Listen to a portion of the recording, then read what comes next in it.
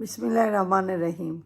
হোমনা তিতাসের জনগণ, আসসালামু আলাইকুম। কেমন আছেন আপনারা?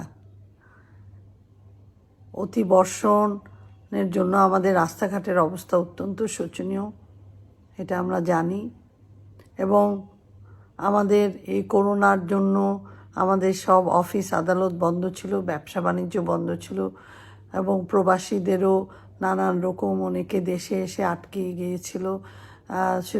সুতরাং আর্থিকভাবেও আমাদের জনজীবন অনেকেরই একটু কষ্টের মধ্যে আছেন। আমরা চেষ্টা করছি যে কিভাবে আমরা আপনাদেরকে স্বাভাবিক জীবন নিয়ে আসা যায় এবং কিভাবে আমরা এই এলাকার সবাইকে ভালো রাখতে পারি। আপনারা দেখেছেন ইতিমধ্যে সোলার লাইটগুলি মোটামুটি লাগানো হয়ে গেছে, কিছু বাকি আছে, সেগুলো লাগানো হয়ে যাবে। আর আমরা বিভিন্ন খাতে ঘর বরাদ্দ হচ্ছে। মাননীয় প্রধানমন্ত্রী জননেত্রী শেখ হাসিনা একটি মানুষও গৃহহীন থাকবে না মুজিব শতবর্ষে, এটা আমাদেরকে বলেছেন জনগণকে। উনি গৃহহীন না, এই ব্যাপারে সকলকে নির্দেশ দিয়েছেন এবং সরকারিভাবে সেই ব্যবস্থাগুলি হবে। আমিও আপনাদেরকে অনুরোধ করব যে সঠিক মানুষদের সঠিক ঠিকানা, সঠিক তথ্য আমাদেরকে দিয়ে সহযোগিতা করবে, যাতে সত্যিকার গৃহহীনদেরকে আমরা ঘরগুলি দিতে পারি। সেটা আমাদেরকে আপনাদের সহযোগিতা চাই। আপনারা জানেন যে রাস্তাঘাটের ব্যাপারে তো আপনাদের অনেক কষ্ট, আমিও প্রতিনিয়ত এটা সম্বন্ধে কাজ করে চলছি। আমি ইতিমধ্যে এলজিইডির চিফ ইঞ্জিনিয়ারের সাথে দেখা করেছি, রোডস অ্যান্ড হাইওয়েজের সচিব সাহেবের সাথে কথা বলেছি। আপনারা জানেন যে আমাদের বাতাগান্ধী গৌরীপুর বাজার ছাড়াও গাজীপুর স্কুলের সামনে দিয়ে আরম্ভ করে বিশেষ করে হোমনা তিতাসের পুরো রাস্তাটাই রোডস অ্যান্ড হাইওয়েজের, সেই রাস্তাটা কিন্তু অত্যন্ত খারাপ অবস্থা আছে। আমরা কিন্তু এই রাস্তাটা 4 লাইনের প্রস্তাব করছি এবং ইতিমধ্যে আমরা কথাও বলেছি।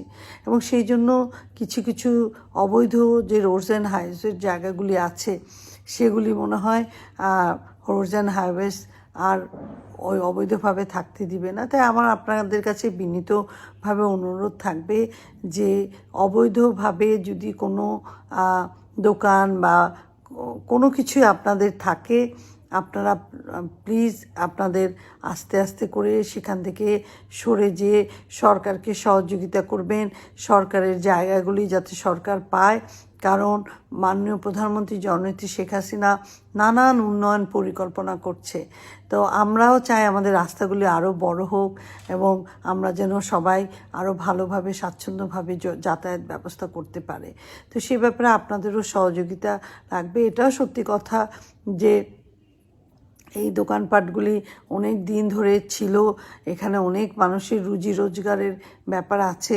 তো আমি অনুরোধ করব, যেখানেই এরকম অবৈধভাবে রোডস অ্যান্ড হাইওয়েজ বলেন, এলজিইডির বলেন বা সরকারের খাস জমিতে যারাই আছেন, তারা যদি একটু লিপিবদ্ধ করে আপনারা যদি আমাদের ইওনো বা আমাদের ভূমি অফিসারের কাছে দেন, তাহলে আপনাদেরকে বিকল্প আমরা কোথায় জায়গা দিতে পারি, আপনাদের রুজি রোজগার যাতে বন্ধ না হয়, আপনাদের যেটা দিয়ে আপনাদের সংসার চলতো সেটাও যেহেতু আপনাদের বন্ধ না হয়। কারণ আপনার সংসার কষ্টে থাকলে কিন্তু আমরাও কষ্টে থাকবো। আমরা জনপ্রতিনিধি, আমরা জনগণের হয়েই কিন্তু কাজ করছি।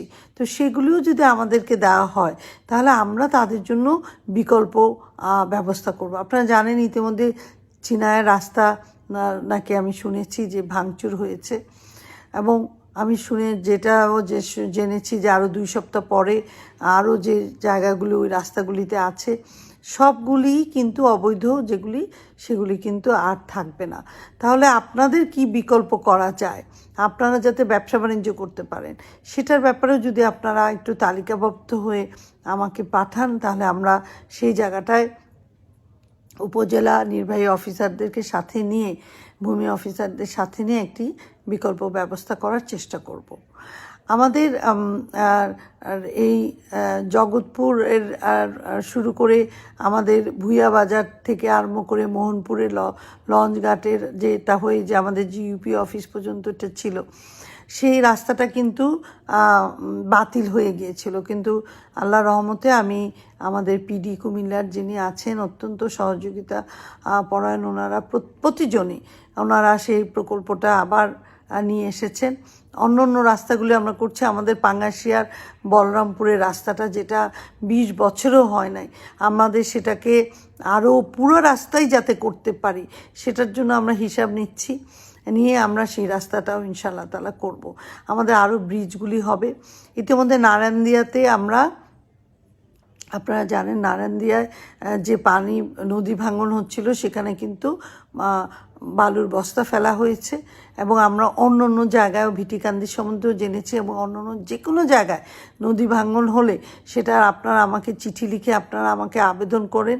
আমি ইনশাআল্লাহ তাআলা পানি উন্নয়ন বোর্ড এবং সরকারের সহযোগিতা নিয়ে আমি সেই এখানে যাতে নদী ভাঙন রোধ করা যায় সেই ব্যবস্থা আমরা নিব। এখন আসি আমাদের বাতাকান্দি বাজার। বাতাকান্দি বাজার আমাদের ঐতিহ্যবাহী একটি বাজার। আমার ছোটোবেলায় বড় হয়েছে, আমার কানে সবসময় আমার মার কাছে বাতাকান্দি বাজারের কথা শুনতাম। বাসায় বাজার থেকে কোনো মাছ আসলে, কোনো তরিতরকারি আসলে যখন ভালো হতো না, আমার মার কাছে শুনতাম আমাদের বাতাকান্দি বাজারে এরকম এত খারাপ জিনিস পাওয়াই যেত না, আমাদের বাতাকান্দি বাজারে এই এত ভালো মাছ, এত ভালো সবজি, এই কথা শুনেই কিন্তু আমরা বড় হয়েছি।